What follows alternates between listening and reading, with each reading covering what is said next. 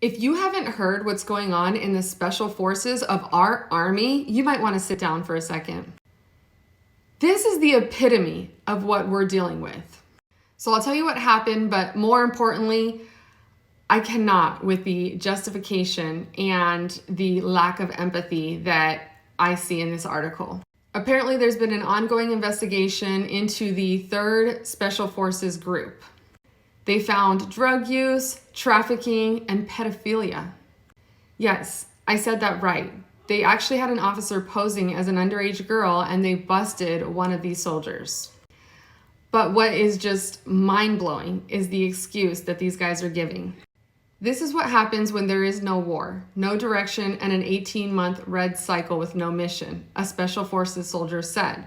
So dudes are effing around with young kids and the craziest drugs. All these lives ruined because people are just bored. And you know what's sad is that when they say all these lives ruined, they're not talking about the actual victims. They're talking about the soldiers. Because that's how they think. They got caught, so their lives are ruined. They give zero shits about the people who were actually preyed upon. I've heard this a lot in the space of MST advocacy. Well, when you create killers, what do you expect? I expect people to serve honorably. I expect there to be psychological evaluations to make sure that people aren't joining the military simply so they can get away with these types of crimes. I expect there to be swift, harsh punishment. But, lives are ruined, right? Because there's no war. There's no people for them to kill. So they're just going to take it out here at home.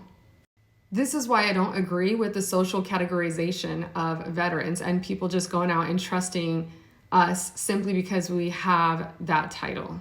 Now, I will add that there's a huge group of Special Forces veterans who are out combating human trafficking, and I give huge props to them. Operation Light Shine with Matt Murphy is just absolutely incredible. I've seen several other organizations, so they're not all alike. This is just a bunch of bad apples who need to be weeded out quickly.